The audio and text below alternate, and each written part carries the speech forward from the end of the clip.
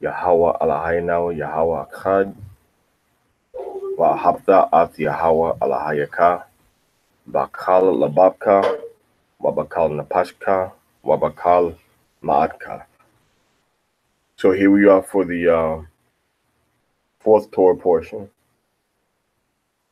of the fourth Aliyah of the Torah Parashah, Lecha, which is Lecha, Genesis chapter 14, verses 1 through 20.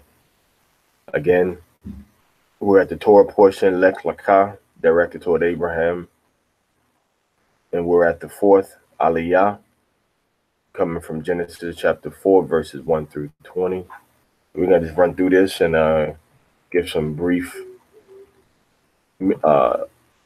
edification on it and get through it. Okay, so it's a pleasure and an honor and a privilege to be discussing the Torah and sharing the information from the Torah with all of you that are listening right now. So all praise to Yahweh Bashem HaMashiach Yahweh Shai. Genesis chapter 14, verse 1. All right. Now it came to pass in the days of Amraphel, the king of Shinar, Arioch, the king of Elasar, all right, Kedalaimar, the king of Elam, and Tidal, king of, which is really Taril, king of Goyim, king of Gentiles, either dealing with a place or that he was like the top ranking guy. One of the two. Okay.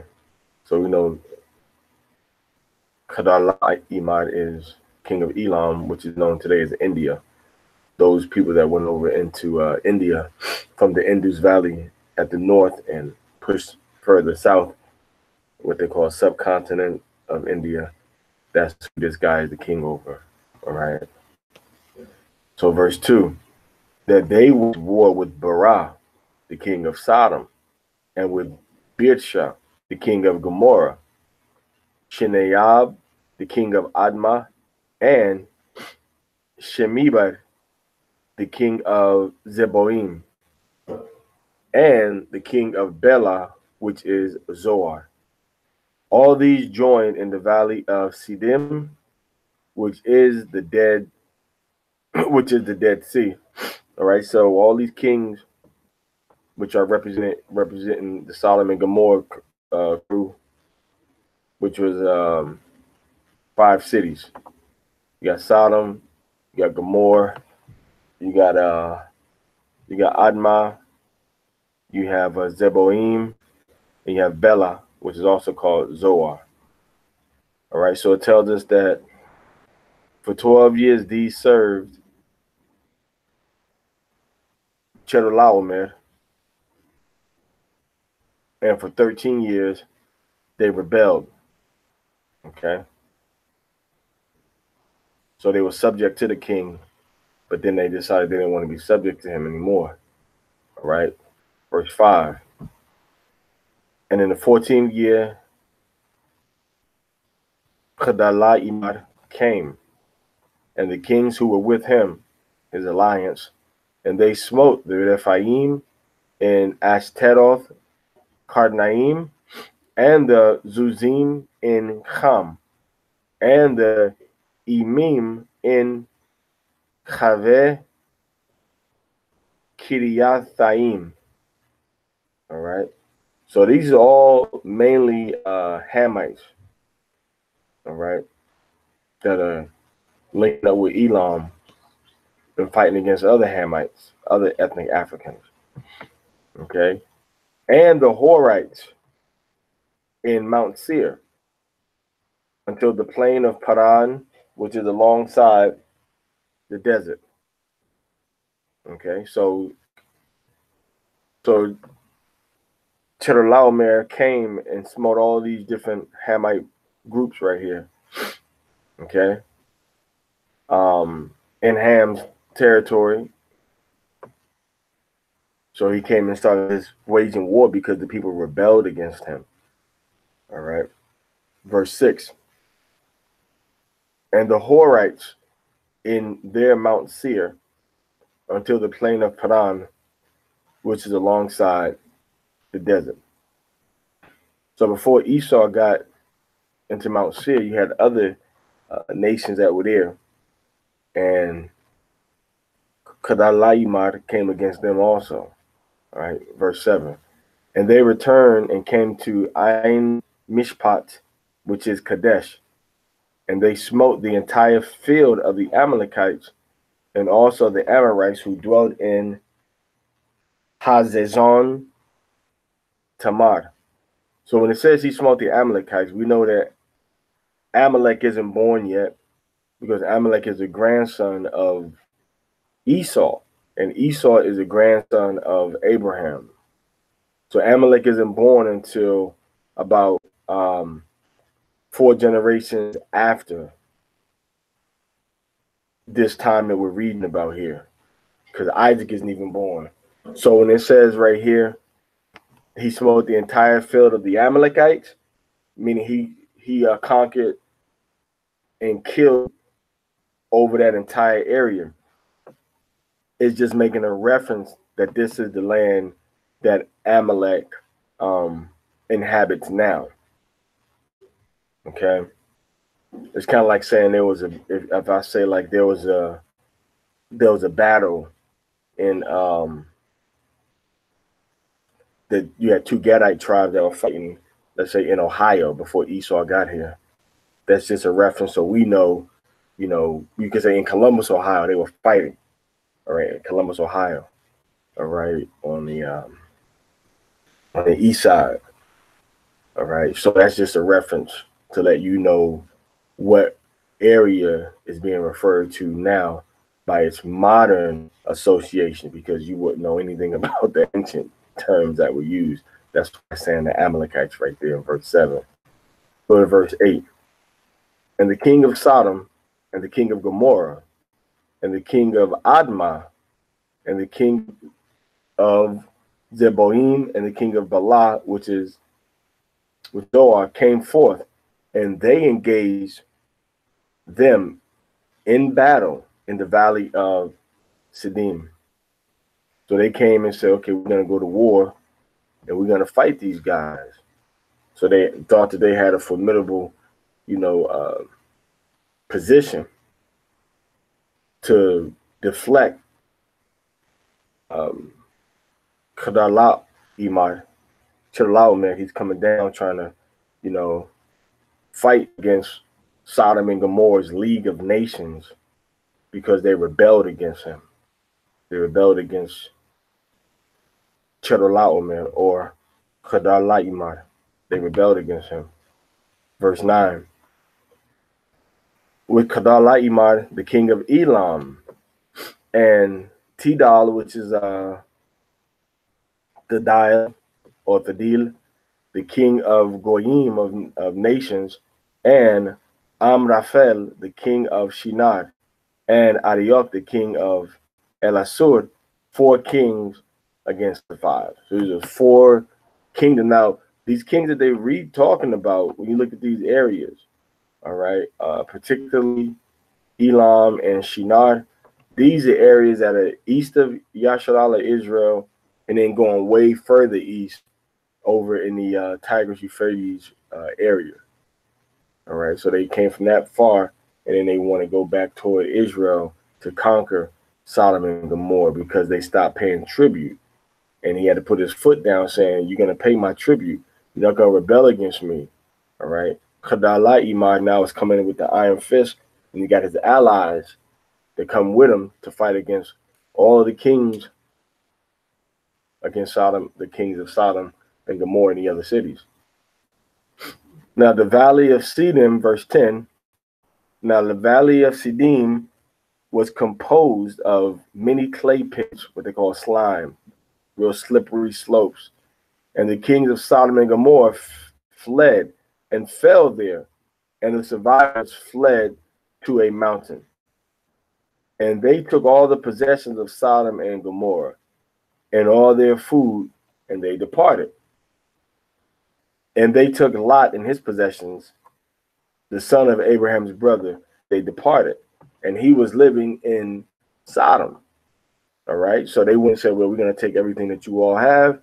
And they took Lot, Abraham's nephew, as a prisoner of war. All right. And the fugitive came and told Abram the Hebrew, and he was living in the plain of Mamre, the Amorite, the brother of Eshcol, and the brother of Aner, who were Abram's confederates. All right. So once again, like I said in the previous reading, Abraham had allies and confederates and friends that he built up leagues with that would help each other in different situations. So one of the guys that's a part of this league came and told Abraham what happened, that Lot had been taken prisoner and that these guys had conquered Sodom and Gomorrah's territories. Now, when it calls Abram the Hebrew, all right, which is right here, Abaram Ha'iyah, the possession of Ebar, or pertaining to Eber, meaning that Abraham was a descendant of Eber. He was an Eberite or a Hebrew. That's what it says. That's what it means when it says Abram the Hebrew. It's not talking about his religious faith or crossing a river.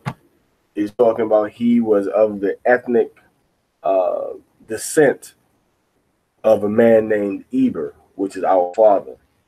All right. Verse 14. And Abram heard that his kinsman had been taken captive, and he armed his trained men, those born in his house, 318, and he pursued them unto Dan. Now remember, you have 5 strong nations that had a lot of resources, a lot of wealth, a lot of power, that rebelled against Kedorlaomer, king of Elam. All right, and they had an army. Their army couldn't stop Kedorlaomer from conquering them. So now here comes Abram with a very small number of men compared to the army that Sodom and Gomorrah had. Abraham has 318 men. All right. Abraham 318 men. All right.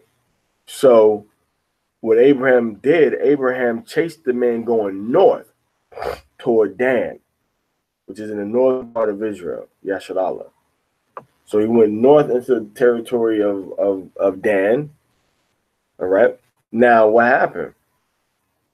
He divided himself against them at night, he and his servants, and smote them, and pursued them unto Hobah, which is to the left at Damascus. So Abraham divided himself into a small elite military force and used tactics of guerrilla warfare. Guerrilla warfare means a small warfare, guerrilla, small warfare, not just flat out war, but just, sticking and moving, getting where you can get, frustrating the enemy, playing with his mind, attacking his resources, setting his ammunition ablaze, sending animals or sending different bugs in that's going to mess with his livestock or his food or his horses that he may have there.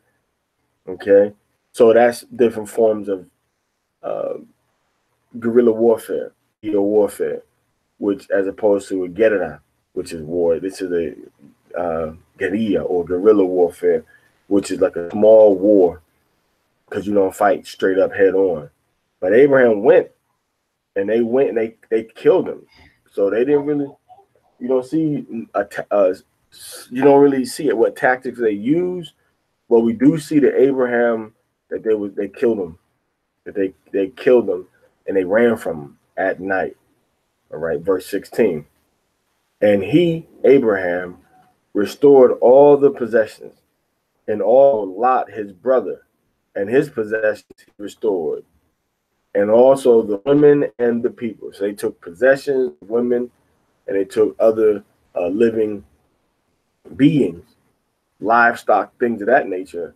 And Abraham and his 318 men were able to chase out this great, large number of trained soldiers. And he was able to restore everything that the people had taken. He got everything back that the invading army had taken from the citizens of Sodom and Gomorrah and the other 3 cities. Okay. Now, verse 17. And the king of Sodom came toward him after his return from fighting Kedalaimar and the kings who were with him to the valley of Sheva, which is the valley of the king. Okay. And Malachzedek, okay, Melchizedek, it says, the king of Salem, or the king of Shalom, brought out bread and wine.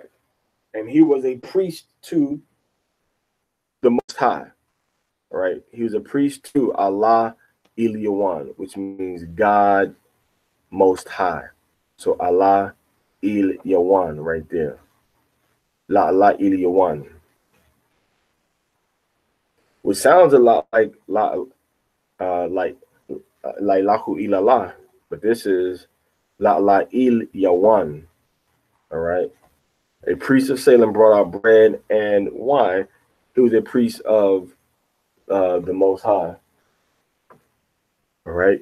And he blessed him and said, "Blessed be Abram of the Most High power, who possesses heaven and earth. And blessed be the Most High power, who delivered your adversaries into your hand." And he gave him a tithe. He gave him a tithe from all. So Abraham gave a tenth of what he had until Melchizedek, the king of Salem, which shows us that the job that Hamashiach was going to do, who was a priest forever after the order of Melchizedek, and also Hamashiach gave us the bread of his body, and he gave us the wine of his body, of his blood, to redeem us and to sanctify us and repent in his name. Okay. Now he's a priest of the Most High, not after the order of Levi, because Levi is still in the loins of Abraham. So Yahweh made Yahushua a priest after the order of Melchizedek, so that he would be able to offer up sacrifices and to offer up, to give offerings to Yahweh, to be a priest forever after that order. Now, what are the rules of that order? What are the boundaries and parameters of being a priest after the order of Melchizedek? We don't know. So if someone says, hey, we priest after the order of Melchizedek, the Most High really doesn't show us the job or the qualifications or the standards for someone to be considered to be a priest after the order of Melchizedek. All right. But the spiritual lesson we see, he is the king of righteousness. All right. Melchizedek, king of righteousness. We see that right here. All right. Actually, Malachiah Tzadok. Okay. Which means that my king of righteousness, my king is righteous. All right. So he brought out bread and wine, after this slaughter, as sort of a, and they drank the wine and, ate the bread. And then he gave a blessing to Abram. All right. He gave a blessing to Abram. Blessed be the Most High power. All right. So he blessed Yahweh and blessed Abraham. All right. Blessed be Abram to the Most High Power who possessed heaven and earth, and blessed be the Most High Power. So he's saying that Abraham is going to be blessed toward the Most High. He said, Wa yabaraka wa la wa ya amar barwak abaram la ala Aliyah. All right. So he said, blessed. So to make Abraham be blessed toward to the Most High, or toward the Most High. All right. Shemayim Waratza, right, the holder of, or who has heaven and earth, it says over here. So he says, Wa Barawak Allah Aliyah, Asherah, bless the Most High Power, who has what? Who has, he says, Magan, protection or shielded, Tzardiyad, all right, Ba Yarka wa Yatan. All right. So delivered from the enemies, or the adversaries, or the opposers. Wa Yatan. So he says, and gives Lawa, gives to him. And he says, Ma Ishar Makal. So a tenth. Ma'ishad of a tenth or a tithe, Makal, a king of all. Wayatan Lawa, and he gave to him. Wayatan Lawa, and he gave to him. Ma'ishad, a tenth, Makal, a tenth from all that he had, all that he possessed. Okay, which is showing, out of respect that the Most High, he delivered us, so we're gonna give him 10% of what we have. Is what Abraham is what we see happening right here. All right.